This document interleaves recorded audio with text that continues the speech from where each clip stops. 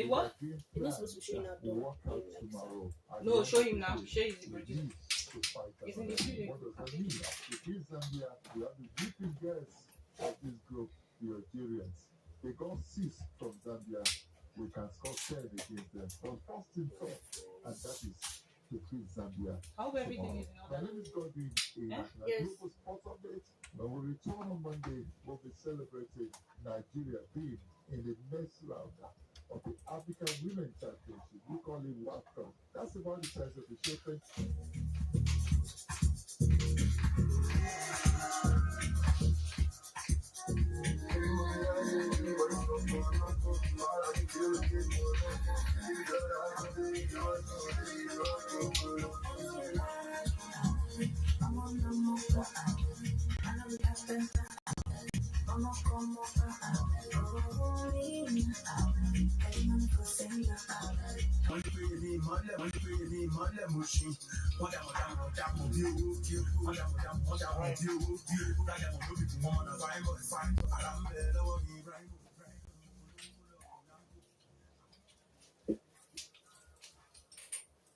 Go 89.7 FM.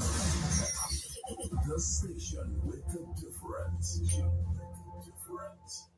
Echo 89.7 FM, check the time, it's 6:30 and it's time for Consumer Connect. So yeah. Items, your opinion counts.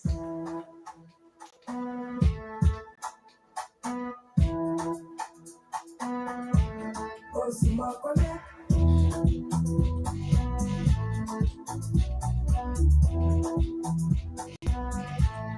Follow may be advertising something. So here's the question.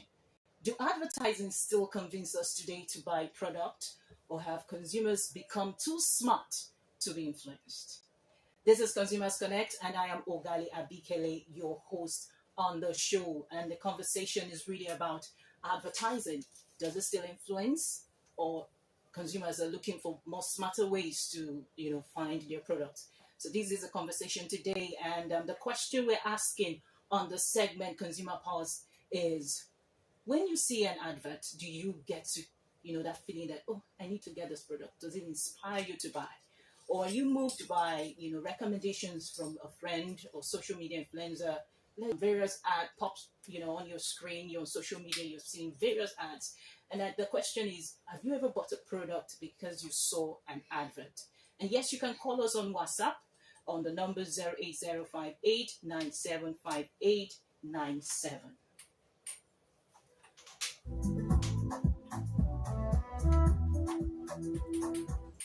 We would be very pleased to share with you.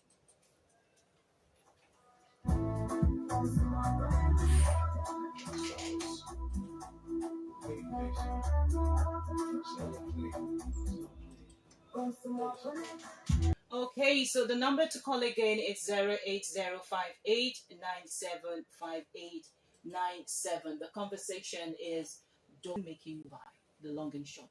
And you can call the number 08058975897.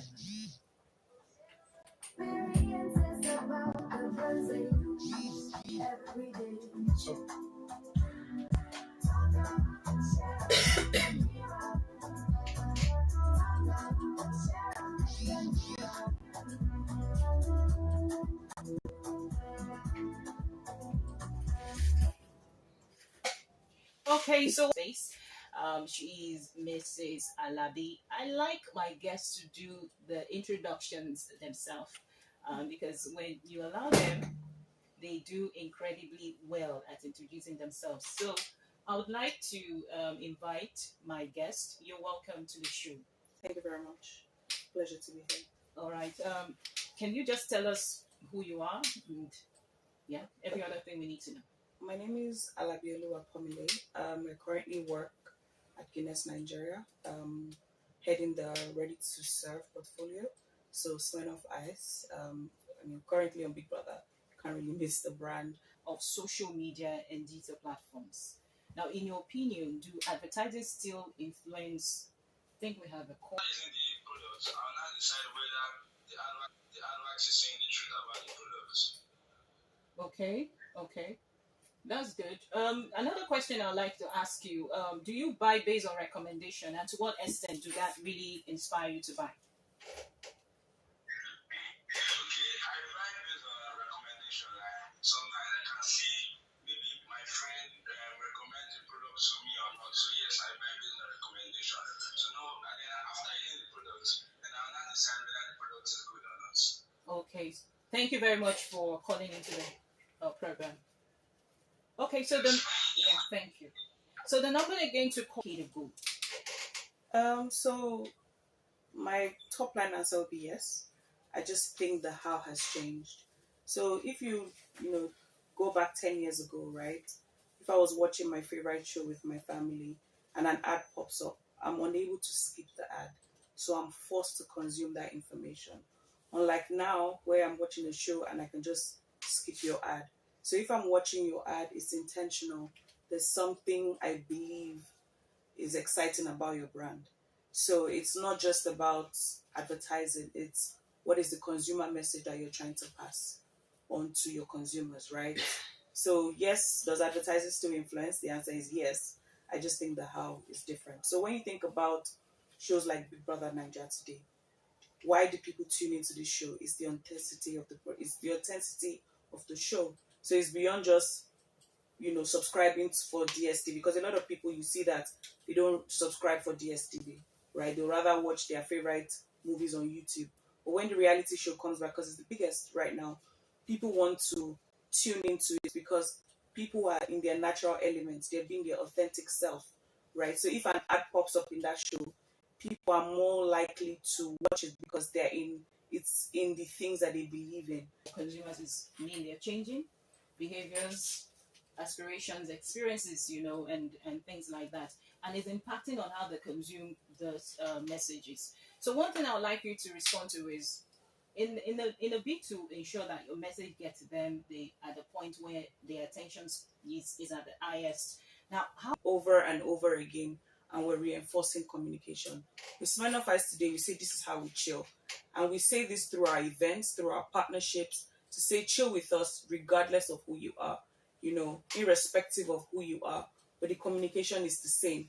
How you tell the message can be tweaked, but you have a brand saying A today, B tomorrow, and that's where the consumer gets lost. But research shows that consumers increasingly rely on online reviews, recommendations, and user-generated content before making a purchase. Where does advertising fit into this decision-making journey? So it will be very far-fetched if we don't say word of mouth is one of our biggest drivers today in the industry, right? I would consume a product if my friend tells me that, or if my friend tells me that, oh, ever since I started drinking Swan, for instance, my food digests better, I am able to maybe sleep better or whatever it is, right? I'm most likely to uphold that information because either a medical expert has told me, so maybe not a medical expert. So that's why you have influencers today, and I think that's why brands leverage influencers. The only mistake I see a lot of marketing professionals make is the sort of influencers that they choose on their brand. So if in my life I'm lifestyle, and then I'm now on a lifestyle brand, you sort of fits in, right? So, for instance, if someone like Timini, everybody knows that he's very big on nightlife, tells you that, oh, drink this brand, it helps me stay awake or gives me the energy, for my nightlife, then I'm most likely going to try that brand. As opposed to somebody, when you go on their Instagram page, everything that they talk about is, I want to be in the church, or I'm this in the church. We did a conversation around celebrity endorsement and to see how that drives purchase decision. And it will interest you to find out that a lot of consumers felt that with the current influencers brands use, there is a disconnect. So you find out that, there's no alignment with the consumer. So let's say, I don't want to call the names, but there's a superstar. You are the superstar, and I am the consumer. There's a life I'm used to. You are not. You are just high up there. So there is a disconnect. How do we bridge that gap? And then you're seeing, emergence of nano influencers. People that right. So today today is a Friday. I've gone to work, right? I can still decide that I work in an alcoholic beverage company. Can decide I want to spend my nights in church. Does that make me less of a Christian because I work in an alcoholic beverage company? So the answer is no. So, but what I'm saying is for a brand to use an influencer, so it's different when you say I'm a different person. So, Malta Guinness ran a campaign recently to say for every side of you. What that means is I can be a doctor, but I can also be an influencer. I mean, my brother is a medical doctor, but he works in marketing, right? So there are different sides of people. But when you want to influence for a brand, it means that that particular thing I'm telling you is what I want you to do. So if I don't see it in your day-to-day life, then it becomes a problem. But can I say that an individual can have multiple sides to their life? Of course. I mean, I feel like we're all dynamic in consumer behaviors, and you're trying to use influencers to shape that, then the trail of your life must show that. Absolutely, I agree with you. So we're moving swiftly into the next segment of the show called the Consumer's Courtroom. So we usually bring up case studies, and I would like to get your input on this one, and our consumers who are listening to us as well. We also have consumers watching us live streaming from here. And so the number to call to contribute is 08058975897. So Consumers Courtroom in a bit.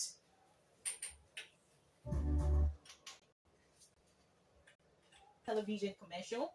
The advert shows happy families, exciting moments, promises, and an unforgettable taste.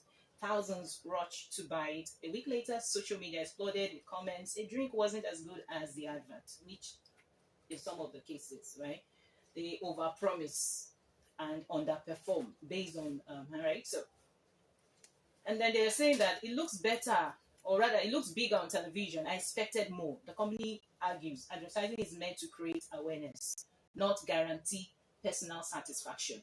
Now, the consumer argues if the advert creates unrealistic expectation, isn't that misleading? So today, who is right? How should this be approached? We've had occurrences where you see very glamorous adverts promising so many. So if I walk into a store today and there's an array of products, because to be honest, as marketeers, one of our biggest problem is how do I win market share, right? So I have the people who primarily consume me. How do I keep recruiting consumers, right? And in recruiting consumers is the first time a consumer interacts with my brand. I want them to keep coming back, Yeah. right? So if I create a flamboyant ad and I don't spend enough time ensuring that my product is fantastic, then I lose consumers, right? And the moment I lose them, so it can be because of taste. So taste is one thing. Taste is one thing, but also there's more to it. There's also distribution. Am I in the places where it's easy for my consumers to meet me? So for instance, let's say I live on the street of Ikeja and my consumer has to travel 30 minutes to get me. I've already lost that consumer because in the array of the brand that I play in, my consumers will switch. And once they switch and the product is fantastic, they no longer look for me, right? So it's beyond just having a fantastic product. It's having a fantastic product that is appealing and is available to your consumers. So these are the core three elements to it. So if I create a fantastic ad and my product is not available, I lose the consumer. If I create a fantastic ad and a consumer tries me and the product is rubbish, they also lose me. But what that also does is I'm also advertising for my competition. Yeah, exactly. Because if, for instance, I didn't used to drink coffee, but I have a colleague who loves coffee, and he's like, okay, you know what? Don't buy coffee, right? Because I know you don't like it. But can you try 3-in-1? I tried it. It was fantastic, right? So now I drink 3-in-1, right? Okay, so if Nescafe is not available to me today, but there's another brand that has a 3-in-1 that is also as fantastic and is available to me and is maybe at a lower price point, I might buy it. So for me, coffee is not a need for me. It's a want. Oh, I don't want to sleep at work. I'm consuming coffee, right? So I think that as marketeers, it's not just about spending it. I know it's very difficult, right? Because in brand management, you have to deal with. So marketing is one part of it, but product development is another part. We keep saying we want to innovate, and innovation is about giving your consumers fantastic products, right? There are people that will tell you like, oh, I have to travel 25 minutes to be able to get to this particular thing. They don't travel that distance because you are like every other person. They travel that distance because you know that this is quality. So it is very, very important. Consumer education is also very key, right? You see, for instance, there's milk that we know what it is today. There's also creamer. I should not advertise a creamer as milk. And then my consumer opens it and they're like, oh no, this is not milk. I should be able to say, yeah, there's milk. I have milk, but there's also, Can we just comment on a quick break?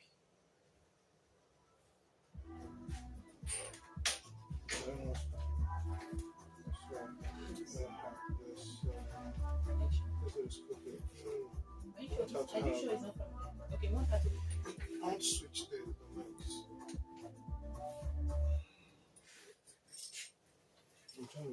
So yes, even the people here right here in the studio is confirming that our guest is a very interesting one. Thank you so much. All right, so the number to call, like I said, you can also call on WhatsApp as 08058975897. So don't allow this program end without putting your mouth inside this matter. Now, the question I would like to ask you: you have produced several adverts. Is there anyone that you were part of that really made so much sense? Do you want to share quickly? So I feel like if I mention a particular, if you don't even mention it, I'll help you mention it. if I mention a particular one, I know that my people will come for me. But the one that was really interesting and that we got a lot of comments for was the Mama Do Good ad at Indomie. So we went decades back, right?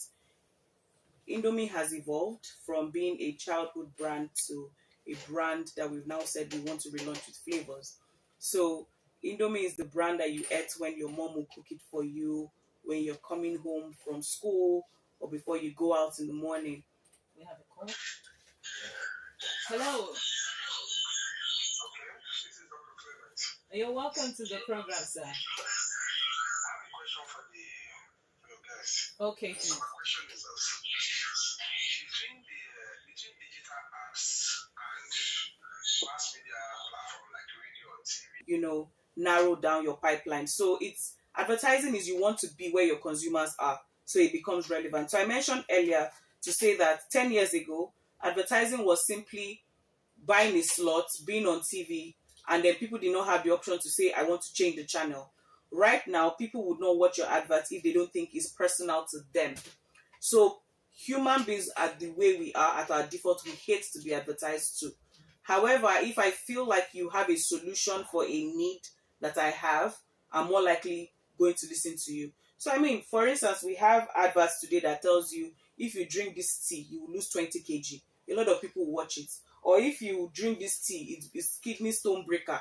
A lot of our mothers are very guilty about this, or if you mix this leaf and this leaf, it does this, it does that. So because that need for them is there innately, they are more likely to listen to whatever that advert is. Or a man that has receding hairline, for instance, you tell him that, oh, there's a cream for you to use. So based on your question, my suggestion would be that household between 7 and 9 p.m. when they're on their way home, then radio is it. If it's a family product, you think, okay, let me advertise on TV, maybe on a Saturday morning where it's family time, where the father and the mother are together and they have family time.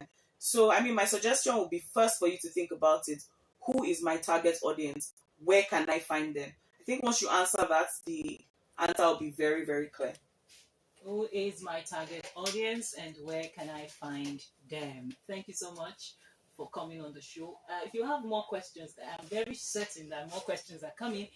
Please drop the question on the WhatsApp chat. We're going to respond. So quickly we go on to industry update. Now, before we conclude the show, here is an important announcement for everyone in the Nigerian advertising and marketing communications industry. The Advertising Regulatory Council of Nigeria, ALCON, will host the Nigeria. So that's it on the show. Do well to join us same time next week for another interactive session.